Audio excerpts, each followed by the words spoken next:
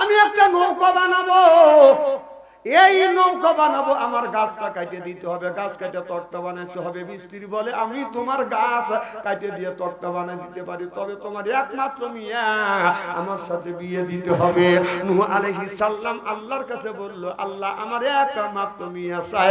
আল্লাহ বললে তুমি বিয়ে দাও। বলে বাবা তুমি আমার গাছ কেটে দাও, কথা দিলাম আমার মিয়া তোমার সাথে বিয়ে দেব। সুবহানাল্লাহ, একটু জোরে কর।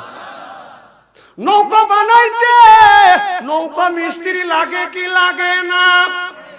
নৌকা মিস্ত্রির কাছে গেলেন, ও নৌকা মিস্ত্রি, আমি একটা নৌকা বানাবো, কিস্তি তৈরি করব, কারণ 1,24,000 তক্তা হয়েছে, 1,24,000 তক্তা দিয়ে এই নৌকাটা তোমার বানাইতে হবে।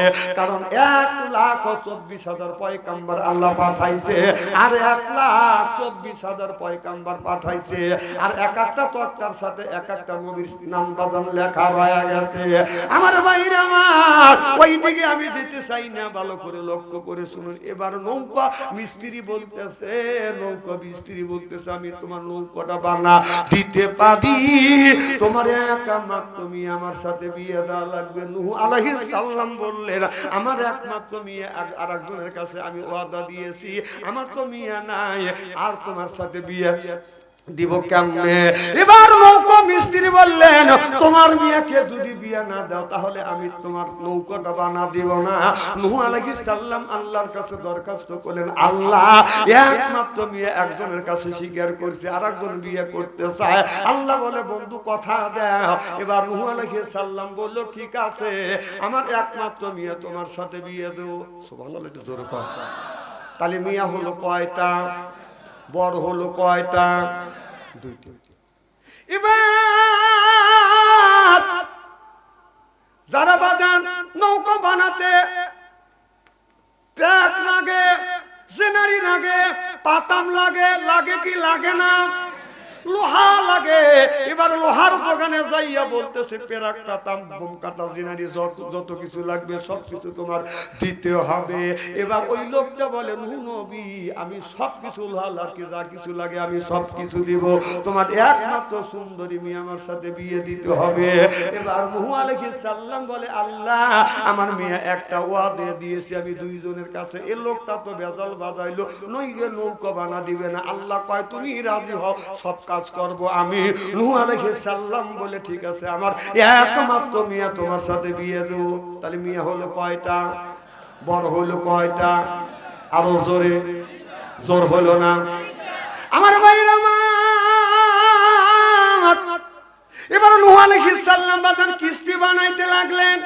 বানাইতে বানাইতে 1,24,000 পয়গাম্বর, 1,24,000 তক্তার সাথে বাদান 1,24,000 পয়গাম্বরের নাম, আর 4টা তক্তা বাদান হইলে বাদান নৌকাটা বাদান কমপ্লিট হয়ে যাবে। কিন্তু 4টা তক্তা না যায় পড়ে গেলেন। নূহ আলাইহিস সালাম আল্লাহর কাছে বললে, আল্লাহ 1,24,000 তক্তা লাগাইছে এই নৌকার সাথে, ও মাওলা আর মাত্র 4টা তক্তা হলে, 4টা তক্তা হলে নৌকা ওকে হয়ে যাবে, কিন্তু তক্তা কম পড়ে গেছে। আল্লাহ আমি এখন কি করব?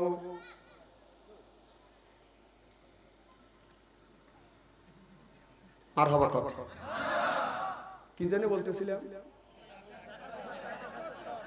খুব কি খারাপ লাগতেছে নাকি? এবার নূহ আলাইহিস সালাম যখন বললেন, আল্লাহ বললেন, বন্ধু নূহ রে, নীল নদের মাঝখানে একটা গাছ আছে, ওই গাছটা কাটলে 4টা তক্তা হবে। এবার নূহ আলাইহিস সালাম বলে, ওই নীল নদের মাঝখান থেকে আমি তক্তাটা কেমন করে আনবো? ওই জামানার মধ্যে বাদান একজন পালোয়ান ছিলেন, তার নাম হলো উজ বিন অনক। এই উজ বিন অনক বাদান 120 গজ বাদান লম্বা। সুবহানাল্লাহ। কোন কিতাবের মধ্যে লেখছে 120 হাত লম্বা, কোন কিতাবের মধ্যে লেখছে 250 হাত লম্বা। যেরকম আচ্ছা 250 হাত যদি বাঁধা না, একটা মানুষ লম্বা যদি হয় তার দাঁতটা হবে কয় মাইল? কথা কয় না, কয় মেলা? তাহলে একটা লোক যদি 250 হাত হয়, তার হাতের আঙ্গুল কয় মাইল হইতে পারে? আমার কথা মনে হয় বুঝতেছেন? আমার ভাইরা আমার, এবার হযরত নূহ আলাইহিস সালামকে উস পালোয়ান যা বললে, আল্লাহর নবী নূহ আলাইহিস সালাম বললেন, উস পালোয়ান আমার মেয়েটাকে এনে ওই গাছটা নীলদন নদীর মাঝখান থেকে এনে দিতে হবে। নূহ আলাইহিস সালাম বলে, আমি এনে দিতে পারি, তবে আমার বয়সের থেকে, আমার জন্মের থেকে পর্যন্ত আমি কোনোদিন পেট ভরে খাবার খাইতে পারি নাই, কেউ আমাকে পেট ভরে খাবার দেয় না। সকালবেলা যদি পানি দিয়ে যদি বাজার সকালবেলা যদি নাস্তা করতো, কম করে হলো 400টা রুটি লাগতো। কয়শো? তাহলে সকালবেলা 400 রুটি দিয়ে যদি নাস্তা করে, দুপুর বেলা কয়শো মন লাগবে? ছোট্টবেলায় আমরা দেখছি কয়বার হাসরে কিতাব পড়তেন, জঙ্গনামার কিতাব পড়তেন, আর বলতেন, আহাই আহাই আহাই আহাই টুঙ্গির শহরে ছিল বিবি সোনাবান, 80 মণ খানা দিয়া করে জলপান। মুরব্বীরা কথা বল, এই এরকম ছিল না? এই যে মুরব্বী বলতেছে, দেখেন যারা আগেকার মুরব্বী আছে তারা বুঝতেছে, আর যারা এখনকার ইয়ং ম্যান এরা তো বুঝতেছে। হ্যাঁ হ্যাঁ, সোনাহান পানা বিবি, সোনা চান বিবি, তাওয়াজে বলতে, আহাই আর আমাদের এলাকার আমার এক ফুবা কিতাব পড়তে এরকম করে, আহাই আহাই আহাই টুঙ্গির শহরে ছিল বিবি সোনাবান, 80 মণ খানা দিয়া করে জলপান। এইটা শুনে বুড়া মানুষ খালি কাঁদিছে, কথা কর না কে? আমি চিন্তা করলাম, সকালবেলা যদি 80 মণ আপনার খানা দিয়ে যদি জলপান করে, দুপুর বেলা কয়শো মণ লাগে? আমি বললাম, ফুবা, ফুবা বোঝেন না? ফুবা সকালবেলা যদি 80 মণ খানা লাগে, দুপুর বেলা কয়শো মণ লাগবে? তাহলে একদিন লাগে কয়টা? মুরব্বীরে ভাই বিবিচ্ছি চাংরা ফাক করিস, মুরব্বী কাকা তুমি শুরু করো। উনি আবার শুরু করছে, আহাই আহাই আহাই গোড়াতে সরিয়া মদ হাতিয়া চলিল, লাফে লাফে নদী পার হইয়া গেল। ছিল না? আমি চিন্তা করলাম, কে গোড়ায় সরে মানুষ হাতে কিভাবে? আমি বললাম, ফুবা গোড়ায় সরে মানুষ কিভাবে হাতে, আমার বুঝন লাগবে। তার মুরব্বীরে, তুই চাংরা মানুষ তুই কি বুঝি? আমি বলে কিছু বুঝি না। উনি আবার শুরু করে, আহাই আহাই লাখে লাখে লোক মারে হাজার হাজার, তারপরে গুনে দেখি 1,500। আমি বললাম, ফুবা লাখ লাখ লোক মারা গেল, আর গোনার পরে দেখা গেল 1,500। আমাকে সঠিক বুঝ না দিলে আমি কিতাব পড়বে দেব না। মুরব্বীরে লাঠি লিয়ে দাঁড়াল, গেলি তুই। এইটা শুনে কাঁদিছে, জামাই আর কোনদিন আম্মা বলবে না রে। জামাই আম্মা বলবে না তো তোর কি? ওই যে গুনার জাল কাটিয়া সবর মিয়ালো হার জলে পড়িল আজ কি আরে। এই গুলি শুনে শুনে আগেকার মানুষ কেঁদেছে, আর এখনকার মানুষ কাঁদে না। এখনকার মা বোনেরা কাঁদে হলে স্টার জালসা দেখে। আর এবারে দেখলাম সাবিব খান একটা ছবি বানাইছে। কি বানাইছে? ছবি করছে। সেই ছবি দেখছে, দেখার পরে সাংবাদিক প্রশ্ন করলো যে তুমি ছবি দেখলে ছবি কেমন লাগলো? আর ছবি দেখে আমি 20 টাকার নফল নামাজ পড়ছি। কুত্তো দেখছি, এইরকম কুত্তো দেখি রে। কি কোন আপনারা শোনেন নাই? না না, দেখেন কুকুরটাও ভালো। আমার কথা শোনেন, আমি একটানা ওয়াজ করি না, আমি চতুর্দিকে বুঝানোর চেষ্টা করি। মারহাবাকে জোরে কর আমার ভাইরা। এবার ওই উসমানুল বলে, সকালবেলা যদি রুটি খায়, নাস্তাও যদি করে, 400টা রুটি লাগে। তাহলে সকালবেলা যদি 400টা রুটি লাগে, দুপুর বেলা নিম্নে 1000 লাগবে। কথা কর, এই এত রুটি কে বাজবে? এত কার এত টাকা পড়ছে? ওই এই জন্য ও পেট ভরে কোনোদিন খাইতে পারে না। বলে আল্লাহ নবী নূহ আলাইহিস সালাম, ওই গাছটা আমি আইনা দেব, আর যদি আইনা না দিই তুমি কিস্তি তৈরি করতে পারবে না। তাহলে ওই গাছটা আমি আইনা দিতে পারি, আমাকে পেট ভরে এক ওয়াক্ত খাবার খাইতে দিতে হবে। আল্লাহর নবী নূহ আলাইহিস সালাম বলল, কথা দিলাম আমি পেট ভরে তোমাকে খাবার দিব। এবার উসপালোয়ান যাইয়া এই গাছটাকে বাদান, আপনার গাছের একটা ডাল ধরে বাদান আস্তে করে টাইনে আইনে নূহ নবীর কাছে বাদান হাজির করে দিলেন। আল্লাহু আকবার। নূহ আলাইহিস সালামের খানকা পরে না বসলেন, আমাকে খাবার দাও, পেট ভরে খাবার দাও। আজকে উদর ভরে পেট ভরে খাবার খাবো। আমার জন্মের পরে কোনোদিন পেট ভরে খাবার খাইনি। নূহ আলাইহিস সালাম একটা মাত্র বাদান রুটি আইনে দিলেন। কয়টা? বলে এটা রুটি দিছে সামনে, নূহ আলাইহিস সালাম দেখে বলতেছে এটা কি? এবার আপনার উস পালোয়ান বলে হুজুর এটা কি? কয় এটা রুটি। কয় কি করব? কয় রুটি তুমি খাবার শুরু করো। বলো হুজুর সকালবেলা 400টা রুটি লাগে আমার নাস্তা করতে, দুপুর বেলা হয়তো 1000টাও লাগতে পারে, একটা রুটি দিয়ে কি করব? কয় শুরু করো। কয় একটা রুটি দিয়ে আমার দাঁতের যে ফাঁকা আছে ফাঁকাই তো বলবে না। না, একটা লোক যদি 250 হাত লম্বা হয় তাহলে তার এই একটা রুটি কি তার যে দাঁতের একটা ফাঁকা আছে এই ফাঁকা কি পরিপূর্ণ হওয়া সম্ভব? আল্লাহ নবী নূহ আলাইহিস সালাম বললেন উসরে আমি কথা দিছি তোমাকে পেট ভরে খাবো। আমি কিন্তু আল্লাহর নবী, আমি মিথ্যা কথা বলি না, আল্লাহ যা বলে আমি তাই বলি। সুবহানাল্লাহ। এবার নূহ আলাইহিস সালাম যখন উস পালোয়ান একবারে ধরে যখন মুখে দিয়ে এবার উঠি আমার মনে হয় 50 খান একবারে মুখে দিই। ও যদি হা করে আমার মনে হয় এখান থেকে আপনার চাদর উপরে ধরে। কথা কয় না রে। আপনারা কি মগজ দিয়ে চিন্তা করতেছেন? কি দিয়ে চিন্তা করতে হবে? সেই মগজের কথা আল্লাহ কোরআনের মধ্যে বলছে আল্লামাহুল বায়ান। আমি বায়ান শব্দের অর্থ বাসি বাজান 7টা। আমার চাইতে যারা বেশি পড়াশোনা করবে, বেশি রিসার্চ করবে, গবেষণা করবে তারা আরো পাবে। বান শব্দের অর্থ হলো বাদান জ্ঞান, বান শব্দের অর্থ হলো বাদান বিবেচনা, বান শব্দের অর্থ হলো বাদান চেতনা, বান শব্দের অর্থ হলো বাদান মেগা, বান শব্দের অর্থ হলো বাদান প্রজ্ঞা, বান শব্দের অর্থ হলো বাদান ভাষা, বান শব্দের অর্থ হলো কথা। আল্লামাহুল বায়ান। এই বায়ান দিয়ে একটু চিন্তা করেন, ইংরেজিতে বলে বাদান গড গিফটেড। সুবহানাল্লাহ জোরে কর। বায়ান দিয়ে চিন্তা করা লাগবে। এবার ওই উস পালোয়ান কি করলেন? রুটিতে যখন একবারে মুখ দিবে হযরত নূহ আলাইহিস সালাম বলে উসরে তুমি একটা কাজ করো, বিসমিল্লাহির রহমানির রহিম বলে এই রুটিটা একটু করে ছেড়ো আর রুটিটা তুমি একটু করে মুখে দাও, তাহলে তোমাকে আমি পেট ভরে খাওয়াবো। কিতাবের মধ্যে লিখতেছে এইবার উস পালোয়ান বিসমিল্লাহির রহমানির রহিম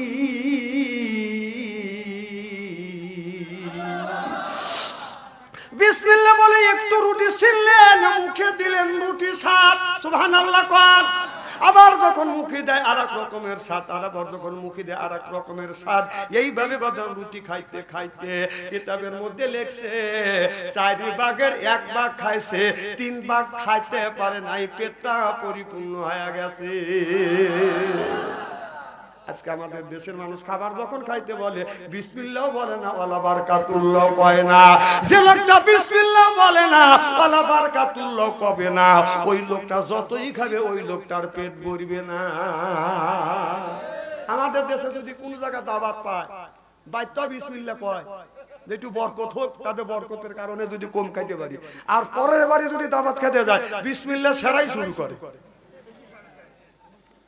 বেশি খাওয়ার জন্য। ঠিক না না, জ্ঞান আছে আপনারা বোঝেন। মার হবার তো জোরে করে বাদান দিয়ে 4টা তক্তা হয়ে গেলেন।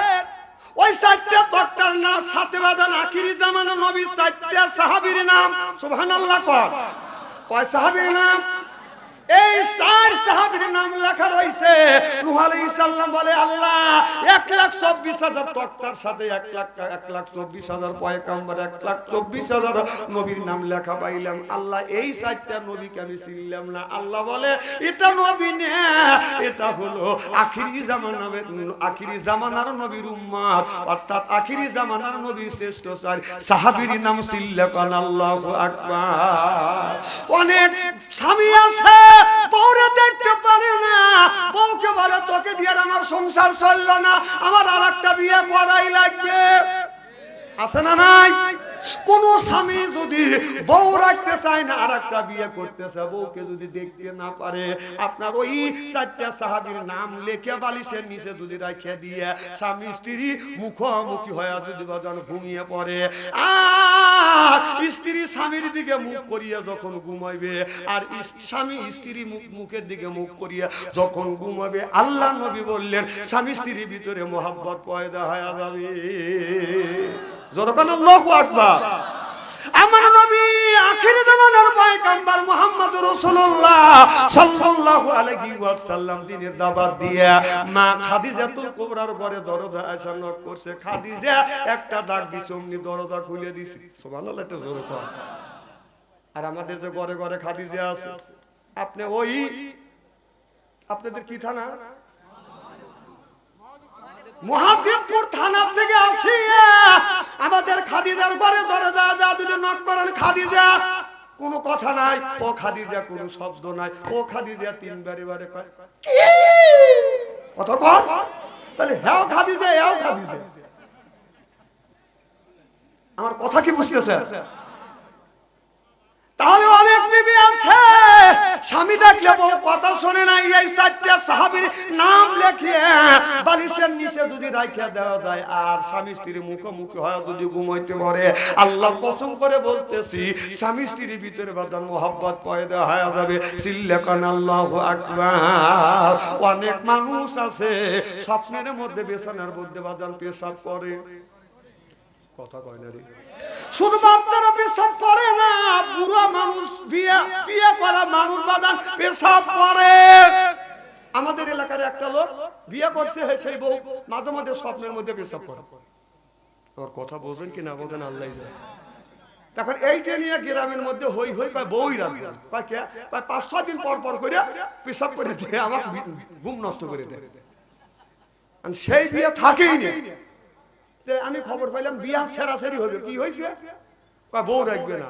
আমি যা বললাম বউর দোষটা কি, রাতে পেশাব করে। আমার কথা কি বুঝতেছে? আমি বললাম আর 7টা দিন সময় দেন, আমি দেখি একটু কবরেজি করে দেখি। তো কবরেজি তো আমারটা দিয়ে বলবো না, আল্লাহ রসুলের সাহাবীদের দিয়ে বলবো। সুবহানাল্লাহ, একটু জোরে কর। তখন 4টে সাহাবীর নাম লেখে বালিশের নিচে রেখে দেন। আমরা বললাম যে দুইজন একই বালিশে মুখোমুখি হওয়া শুবে। এখন 7 দিন যায় খবর নাই, 14 দিন যায় খবর নাই, 21 দিন যায় খবর নাই, 1 মাস যায় খবর নাই, 40 দিন যায় খবর নাই। আমি বললাম খবর কি, কয় হুজুর খবর ভালো। সুবহানাল্লাহ, একটু জোরে কর। কেন গড়টা জোড়া লেগে গেল। সুবহানাল্লাহ, একটু জোরে কর। শীতের দিনে ছেলেকে নিয়ে ঘুমিয়ে পড়ছে মা বাবা, ছেলে বেসরা পরে পেশাব করে লেপ খেতে ভিজে ফেলছে শীতের দিন, তাহলে বাবা আমার কষ্ট হয় না? তাহলে ওই সাহাবীর নাম লিখিয়ে যদি বালিশের নিচে রেখে দেয়, আল্লাহর কসম করে বলতেছি ওই আপনার স্বপ্নে কোনোদিন পেশাব করবে না। আমার ভাইয়েরা, কি খারাপ লাগতেছে নাকি? খালি কি ওয়াজ করি নাকি উপকারী কিছু কথা বলি? সুবহানাল্লাহ, একটু জোরে কর। অনেক বাচ্চা আছে, ছোট বাচ্চা, মায়ের স্তনের বাদাম দুধ খায় না, বাদাম দুধ ছেড়ে ডাক্তার দিয়ে চিকিৎসা করে, কবিরাজ দিয়ে চিকিৎসা করে, বাদাম ভালো হয় না, এমনকি মায়ের দুধ পর্যন্ত খায় না। এই রকম বাচ্চা ছেড়ে আসে না নাই?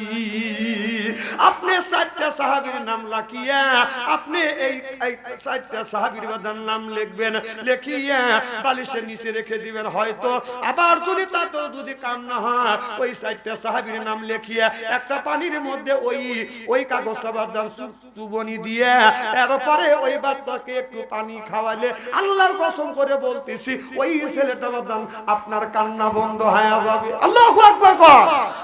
অনেক মেয়ে আছে স্বামীর ভাত খাবে না, আছে না নাই? আর অনেক স্বামী আছে বউ রাখতে চায় না, আছে না নাই? ঘর সংসার ভাঙাভাঙি হয়, তাদেরকে অজান্তে 4টে সাহাবীর নাম লিখবেন, লেখা আপনার 2 বালিশে রেখে দিবে। কয় বালিশে? ওই ছেলেও জানে না, ওই বউটাও জানে না, অজান্তে রেখে দিবেন। সেরাসেরি তো দেওয়া দূরের কথা, আপনার কিসের জানি আঠা আছে না, না কাঁঠালের আঠা না, ওই পিরিতে কাঁঠালের আঠা, সেটা না। বর্তমান যে কি আঠা বের হচ্ছে, সুপার গোল আঠা, সুপার গোলের আঠার চাইতেও 2 জন লাগে বলবে। সুবহানাল্লাহ, এটা জোরে কর। আর জীবনে সংসার ভাঙবে না। সেই সাহাবীর নাম বলবো এখনই, দেরি আছে? হ্যাঁ, কেবল ওয়াজ শুরু করলাম। মারহাবা, একটু জোরে কর। নারায়ে তাকবীর। আমার ভাইরা, কিস্তি হয়ে গেলে নৌকা বানাইলেন। নৌকা যখন বানাইলেন, এবার মেয়ে হলো একটা, বর হলো কয়টা? কথা কয় না, জোরকন কয়টা? এবার তিনটে পর একই দিনে আসে, ও আল্লাহ নবী নূহ আলাইহিস সালাম তোমার কিস্তি ওকে হয়ে গেছে, কথা দিছো আমি আমার সাথে দিবে। কয় বাবা বসো। আর এক গ্রুপ এসে বলতেছে, মিস্ত্রি এসে বলতেছে, আপনার নৌকো মিস্ত্রি এসে বলতেছে তোমার মেয়েটাকে বিয়ে দিবে। কয় বসো। এবার ওই যে আপনার যে লোহা লাঠি দিছে সেই বলতেছে তোমার মেয়ে বিয়ে দিবে। কয় বসো। নূহ আলাইহিস সালাম 2 রাকাত নামাজ পড়ে সিজদায় পড়ে কান্দে, বলে আল্লাহ এইবার মনে হয় আমার ইজ্জত চলে গেল। তুমি যদি না বলতে তিনজনের কাছে আমার মেয়ে আমি শিকার, তিনজনের সাথে মেয়ে বিয়ে দিতে স্বীকার করতাম না। নৌকা না বানালে, সুবহানাল্লাহ, একটু জোরে কর, নৌকা বানাইতাম না। তাই এক মেয়েকে তিনজনের হাতে বিয়ে দেওয়া সম্ভব? একই দিনে 2টা মেয়ের বিয়ে হয়েছে। আমার কথা কি বুঝতেছ? এটা কি হয় কি হয় না? হয় না? একই দিনে 2টা মেয়ে বিয়ে হয়, একই দিনে 2 ভাই বিয়ে করে। একই দিনে 2টা মেয়ে বিয়ে দিছে, বাবা মায়ের 2টাই মাত্র, একটাই মাত্র, 2টাই মাত্র বাবা, মেয়ের ছেলে সন্তান নাই। বিয়ে দিয়া মেয়ে যখন বাসর ঘরে তুলে দিতে গেছে, মা বাবা মেয়ের জন্য কাঁদতেছে। আপনার ভুল কমে ছোট মেয়ে বড় জামের ঘরে চলে গেছে, বড় মেয়ে ছোট জামের ঘরে বাদাম চলে গেছে, উল্টো পাল্টা হয়ে গেছে। মেয়েটাকে নিয়ে বাদাম চলে গেছে শ্বশুর বাড়ি, বাদাম নিয়ে গেছে। 2 দিন পর মেয়ের মা বলে স্বামী রে 2টা মাত্র মেয়ে বিয়ে দিছে, আর কোন সন্তান নাই। মেয়ের জন্য আত্মার মধ্যে হাহাকার করতেছে। আপনি তুমি আর বাড়ি যান। বাবা ছোট মেয়ের বাড়ি যা দেখে বড় মিয়া, বড় মেয়ের বাড়ি যা দেখে ছোট মিয়া, অর্থাৎ ছোট মিয়া বড় জামের ঘরে, বড় মিয়া ছোট জামের ঘরে। 10 ঘর হয়ে গেছে, সব ক্লিট কমপ্লিট। কথা কি আবার